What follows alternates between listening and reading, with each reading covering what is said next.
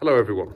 What I have here is a overhead projector, two Polaroids and a beaker of sucrose solution. Let me show you.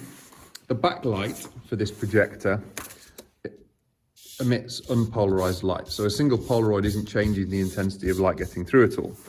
If I put a second polarizer on the top, so the axes are parallel, we get transmission. If I rotate it 90 degrees, you'll see that the intensity reduces to 0 when the axes are at 90 degrees perpendicular to each other. This is a beaker of sugar solution. Sugar is an optically active molecule and therefore should have an effect on the polarization of light which passes through it.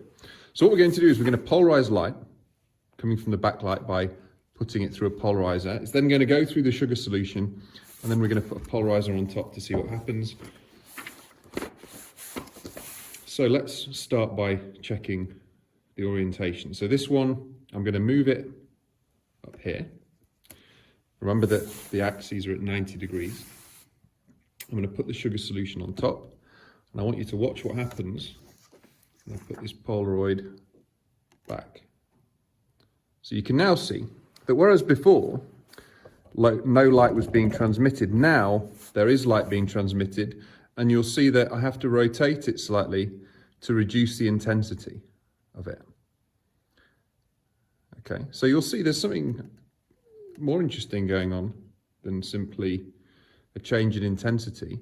That's something that you can go away and investigate yourselves, but you can definitely see there's a change, and unlike without the sugar solution in the way where we get no transmission, we do get some transmission now because the plane of polarization of the light coming through that first Polaroid has been rotated by the sugar solution. So if you do chemistry, you learn about a type of isomerism in which you get dextro and levorotatory molecules, R and L types. D and L types.